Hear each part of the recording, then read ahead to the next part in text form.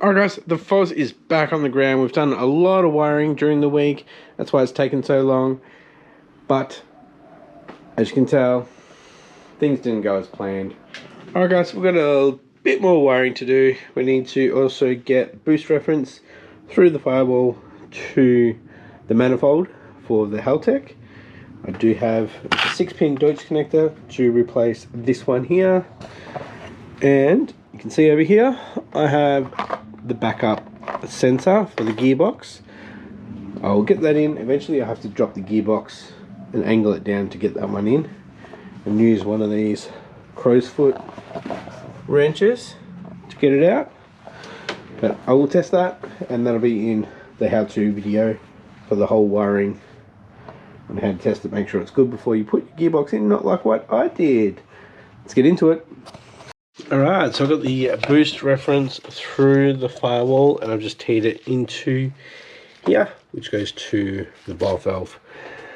Now, I'll probably end up changing the piping shortly, so things will get changed. The manifold might be a forward-facing manifold, so that will change all of the vacuum lines around too. So this one would end up being over there. Have to sort out the brake vacuum. There's a one-way valve somewhere in there. But yeah, got the vacuum. I'll have to sort out this connector next, and then we'll have to sort out all of this extra wiring from the automatic. Alright, so I have put the new connector, the Deutsch connector, onto the center loom for the cam and the crank and the knock sensor. So that's all good. I've just zip tied it to that for now until I can find a permanent place to clip it in, so we don't get any movement. I also checked the new reverse light switch in the gearbox just then, and it works. It's good. So the lights come on while I was under the car, so that's good. So once I get to the point where I'm happy, I'll drive it, and then I need to do the reverse lights, I'll do it then. But yeah, we need to clean up some wiring. So let's get into the passenger footwell. Need to de-pin some wires, and we need to organise this spaghetti. Just can't drive it like that, can we, boys? So pretty much what I'm going to do is whatever's here, I'm going to go back to the ECU and de-pin it. Alright, so I've taken the ECU off its mount. These are some wires that came through the firewall. Looks like it's a common ground. So I'm just going to chop that in there and tape it up a little bit more. It should be fine. We've got all these ones to trace back. So I'm just going to pretty much pull all these out, find where these go, and de-pin it. Right, so those earths are chopped and taped up nicely. Let's follow these back. Right, so when I first put the Haltech in, I pulled these plugs and I actually labelled them what they are in the workshop manual. So pulling these three out now. So just popping up this, and then you can pull on these and the pins will come out. Hopefully I can get this on video. It's been a while, boys.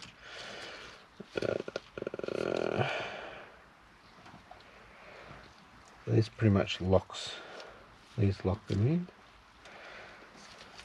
God, it's been a while. There we go. Popped up.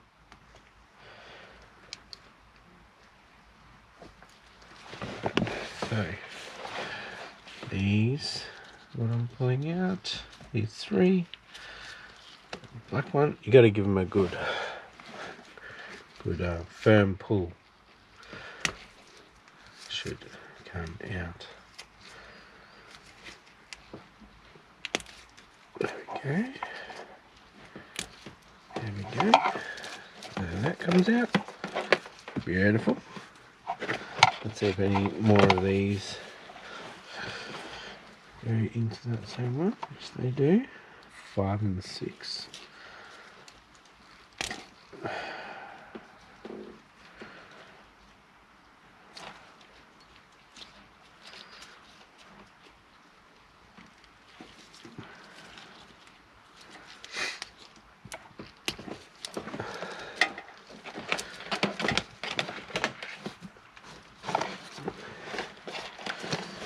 We've just got 4 to go down here. So that's all back together. So just push it back in. Maybe eventually I'll make it all standalone, but it's also run because it was an auto. You'd have to have so much plugged in to the ECU. So hopefully we can get rid of a lot of it and clean it up, because it looks pretty bad. Alright, we're slowly starting to get a little bit better organised. Pretty much just the GPS that's hanging out. I will trim this up so it fits nicely. Yeah, the panel will go back on. Whew, it's warm in here. Alright guys, it's the next day, and the plan is this episode is to take this for a drive. So what I've done is I've cable tied all of this wiring out of the way. Still a little bit there, but I'm looking for the spanners to tighten up all the V-bands, that one, and the one down there needs to be tightened up. And then I'll loosely tighten the sway bar, and then tomorrow we'll go for a little putt around the block and see how the gears go. Hopefully it drives alright. So what I need to do also is to make sure that the brake lights aren't on all the time. I need to extend my little stopper. I'll show you. Oh yeah, and I need to do something about that. Alright, so you see that brown bit there? That needs to be touching on that switch. So when it's pushed all the way in, the brake lights aren't on. But at the moment it's not touching it at all. Alright, so there's the clip. So pretty much need that thickness to go on top. And it's touching right on the corner here. So what I might do is 3D print another stopper that's a bit bigger and just have a hole, and then we'll bolt it to it. Should be good. I'll go do that. Alright, so here's my design, and this is what came out. Great. Let's try it again. That's with PETG. I use some nylon now, so hopefully it comes out better. Clean this up, and to another 2.5 hours now. Alright, so I've just done up the sway bar. I haven't done it properly. We'll come back to it. Let's drop this down, because I've done everything we need to do underneath for now. And I think it cut off, but I did get the little brake stopper in. The print that I thought stuffed up did, but it printed enough to make that stopper. So we are good now. We should have the brake lights working properly. Just need to sort out this TCU and what we're going to do with it. So I'm just going to drop the car down into the ground. First time in a long time.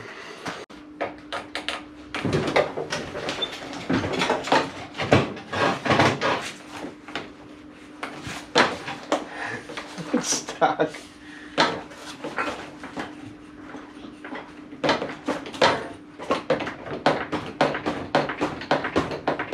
It's too low.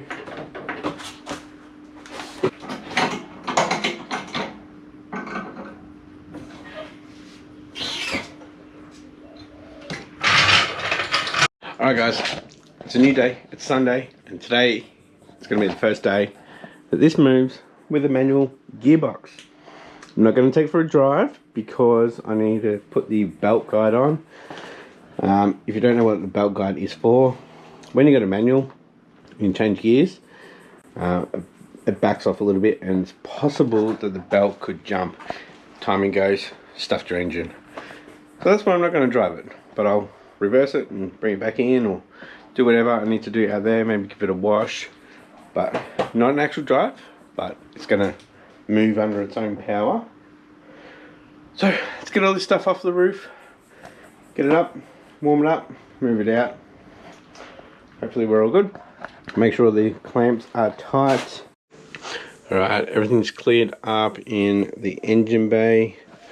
Wires are a little away from the exhaust. Shouldn't be too bad. That'll all get changed soon. Just making sure that we can drive. And what I also need to do is pull the TCU out so we can get our feet in there. Once I do that, I want to see if it starts and if I can still drive it and stuff. Alright, the TCU is disconnected. Let's see if we can start her up. Alright. Neutral. Power on. Right. Primed.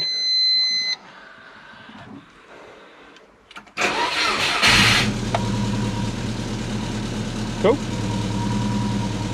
Thought that would come up. The TCU.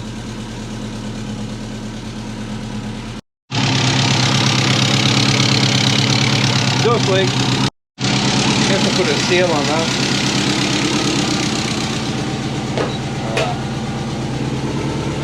My exhaust gasket.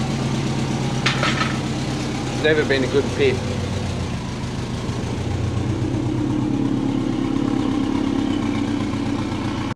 Alright, so hasn't moved yet. I don't know how the clutch is, if I need to bleed it or not, or if it's on properly.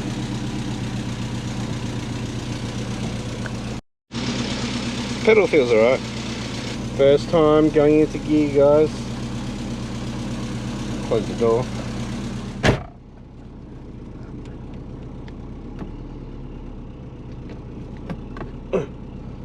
Doesn't want to go into reverse.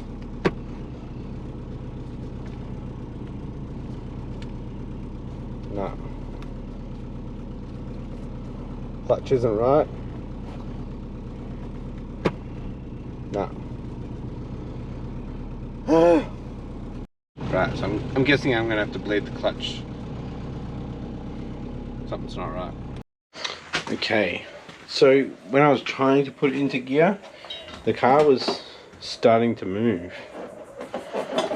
So maybe it's just I don't have enough pedal. But it was like, no.